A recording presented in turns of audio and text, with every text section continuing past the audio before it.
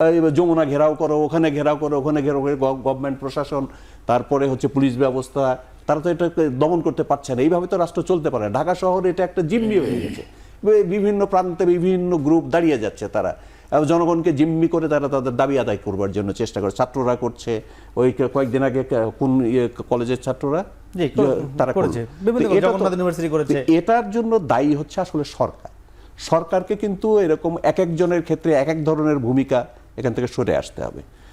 এবং কাউকে আপনি ডেমনস্ট্রেশন করতে দেবেন, কাউকে করতে দেবেন না, কাউকে এখানে করতে দেবেন, কাউকে সেখানে করতে দেবেন না।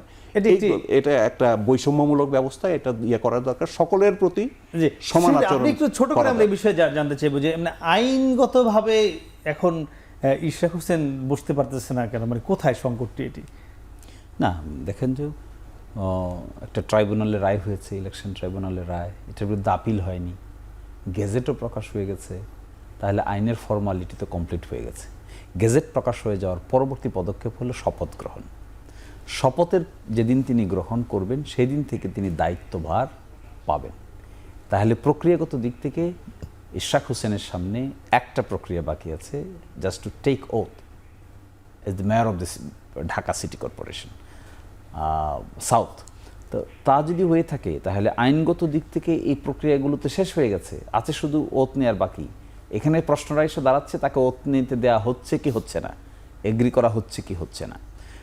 এগেইন আমি এই জায়গায় মারুফ কামাল ওনার সঙ্গে একমত, ডিসক্রিমিনেটরি পলিসি হলে তো হবে না। এই ইলেকশনগুলোকে আমরা একসময় অ্যাডমিট করি নাই, এই ইলেকশনগুলোকে আমরা হিউজ ক্রিটিসিজম করেছি। এখন সেই ইলেকশন প্রক্রিয়ার যে রেজাল্ট, সেটা কি হলে আমাদের পক্ষে আসতো আমরা সেই আর্গুমেন্ট করছি। আমি মনে করি this is not correct view. আমরা চট্টগ্রাম সিটি কর্পোরেশনে যা করেছি আমার বিবেচনায় এটাও কারেক্ট না। ফলে এখানে একটা কমন প্রিন্সিপাল বিল্ড আপ করা উচিত ছিল যে এই সমস্ত ইলেকশনের ক্ষেত্রে দেখেন ইলেকশন কমিশন কিন্তু আপিলও করছে না। আপিল যদি না করে থাকেন, চট্টগ্রামে আপনি যদি একজনকে শপথ দিয়ে থাকেন, ঢাকায় নয় কেন?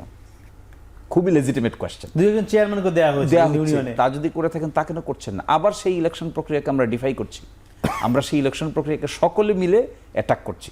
That election was a sham election, that election was not in accordance with law, people vote দিতে পারে নাই। আবার সেই ইলেকশন প্রক্রিয়ার মধ্য দিয়ে আমি এখন রিকগনিশন চাচ্ছি।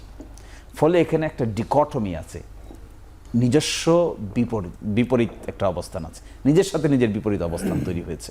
ফলে আমি মনে করব বিশেষ করে ইশরাক হোসেন ব্যক্তিত্বকে আমি যেভাবে চিনি, তার এই বাংলাদেশে ইয়াং প্রজন্মের মধ্যে যে ধরনের পপুলারিটি আছে, আমি ইশরাক সাহেবকে একটা পরামর্শ দিব, ছোট্ট পরামর্শ, ওনার এই পার্সোনালিটিটা যেন ক্ষতিগ্রস্ত না হয় এই ব্যাপারে ওনার খেয়াল রাখা উচিত।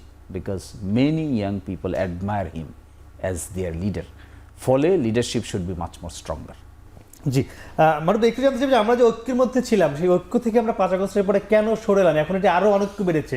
ইশরাকের মেয়রের চেয়ারে বসা নিয়ে এটি নিয়ে মানে অনৈক্যের একটি চূড়ান্ত পর্যায়ে আমরা দেখছি। আজকে বিশেষ করে সন্ধ্যার পরে আপনি একটি উদাহরণ দিচ্ছিলেন ফেসবুকের স্ট্যাটাস, এটি নিয়ে একদিকে ইশরাক সহ যারা বিএনপির রাজনীতি করেন তারা স্ট্যাটাস দিয়ে যাচ্ছেন। আজকে আবার নিশ্চয়ই আমরা দেখলাম নগর ভবনের সামনে যে যিনি উপদেষ্টা রয়েছেন স্থানীয় সরকার কিংবা ক্রীড়া, আসিফ মাহমুদ, তার একটি ছবিতে জুতার মালা পরানো হলো। সেই ছবিটি আবার আসিফ মাহমুদ নিজে শেয়ার করে সেখানে তিনি বেশ কিছু পয়েন্ট লিখেছেন যে কেন দেয়া যাচ্ছে না। সেখানে তিনি এক জায়গায় এভাবে লিখেছেন যে নির্বাচন কমিশনের যে একটি রায় দিয়েছে তিনি সেটি ঠিকমতো বলছেন যে এই রায়ের মধ্যে একটি সংকট রয়েছে। তিনি সেখানে এমন লিখেছেন যে কোনো প্রকার আইনি জটিলতা না থাকলে পরবর্তী ব্যবস্থা গ্রহণ, এর কথা বলা হয়েছে নির্বাচন কমিশনের চিঠিতে, যা স্পষ্টতই বিতর্কিত রায়, এটি আসিফ মাহমুদ বলেছেন। আবার এই কথা ধরে ধরে এক পর্যায়ে গিয়ে ইশরাক হোসেন তিনি স্ট্যাটাস দিয়েছেন, সেখানে তিনি লাস্টে এমন একটি কথা বলেছেন যে হয় দাবি আদায় করবে, না হয় আল্লাহর নির্ধারিত স্থানে মাটির নিচে শায়িত হব। গণতন্ত্রের সাথে জনগণের ভোটের অধিকারের সাথে এক চুলও ছাড় হবে না। মানে বুঝতেই পারছেন যে ইশরাক হোসেন তিনি ছাড় দেওয়ার পক্ষে একদমই না, চেয়ারে বসতেই চান। আবার এদিকে সার্জিস আলম, হাসনাত, আসিফ তারাও একের পর এক এটির বিরুদ্ধে স্ট্যাটাস দিয়ে যাচ্ছে। মানে কোন দিকে যাচ্ছে বিষয়টি নিয়ে? না, এটা খুবই দুর্ভাগ্যজনক এবং আমি ব্যক্তিগতভাবে খুব কষ্ট পেয়েছি, এটা আমি বেদনা হতো। কারণটা হচ্ছে এই যে কি বলে সজীব ভুঁইয়া উপদেষ্টা খুব একটা ম্যাচিউর উপদেষ্টা এটা আমার মনে হয় না, হওয়ার কথাও না। এবং তাকে তার ব্যাপারে অনেক অভিযোগ আছে, সন্দেহ আছে, আমারও আছে। তারপরে তার এই যে এপিএস নিয়ে, তার বাবাকে নিয়ে অনেক আছে, আপত্তি আছে, অনেক কিছু আছে আলোচিত আর কি। কিন্তু একটা জিনিস সেটা মনে রাখতে হবে, সেটা হচ্ছে যে এই যে ফ্যাসিবাদ বিরোধী আন্দোলনের কিন্তু এরা হিরো। এই ফ্যাসিবাদ আজকে যে ব্যবস্থা, আজকে যে পরিবর্তন, এই পরিবর্তনে কিন্তু এদের একটা মস্ত বড় কন্ট্রিবিউশন আছে, ত্যাগ আছে, আছে। আপনি আজকে যদি এদেরকে গলায় জুতার মালা পরিয়ে দেন এফিসিতে, বা তাদেরকে এইভাবে অসম্মান করাটা, দাবি দেওয়া তো থাকবেই, দাবি দেওয়া থাকবে, দাবি দেওয়ার জন্য ডেমনস্ট্রেশন থাকবে, এটা কিন্তু খুবই দুর্ভাগ্যজনক, এটা করা ঠিক হয়নি। এবং এটা কিন্তু এই যে পরিবর্তন, এই পরিবর্তনকে কিন্তু প্রশ্নবিদ্ধ করবে, পরিবর্তনকে ক্ষতিগ্রস্ত করবে। সুতরাং এটা হয়তো কর্মীরা আবেগের বশবর্তী হয়ে করেছে, এটা করাটা ঠিক হয়নি।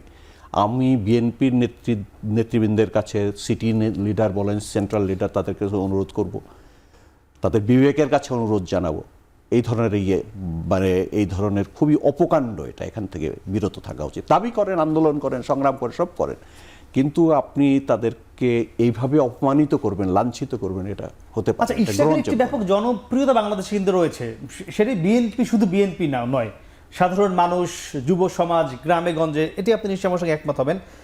এই ঘটনায় সেই ইশরাকের জনপ্রিয়তা কি আরো বাড়ছে নাকি কমতির দিকে মনে হয় আপনার? সেটা তো কোনো জনমত জরিপ যাচাই করা হয়নি, না, এটা অবশ্যই না। কোনো ব্যারোমিটারও আপনি নাই একটা আমাদের হাতে, কোনো ব্যারোমিটার নাই।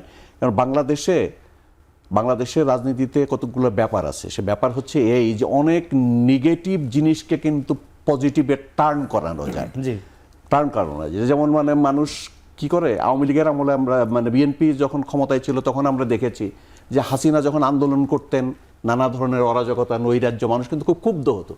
কিন্তু তারপরে একটা পর্যায়ে যখন এটার মাত্রা বেড়ে যেত, তখন কিন্তু বিএনপির উপর মানুষ ক্ষুব্ধ হয়েছে যে তোমরা পারো না, ছাড়ো না কেন, তোমরা হয় এদেরকে দমন করো, আমাদের সুষ্ঠু স্বাভাবিক জীবনযাপন করতে দাও, নাহলে আন্দোলন আর না হলে আন্দোলন থামাও, আর না হলে তোমরা ছেড়ে চলে যাও। একদম। তো এটা বাংলাদেশ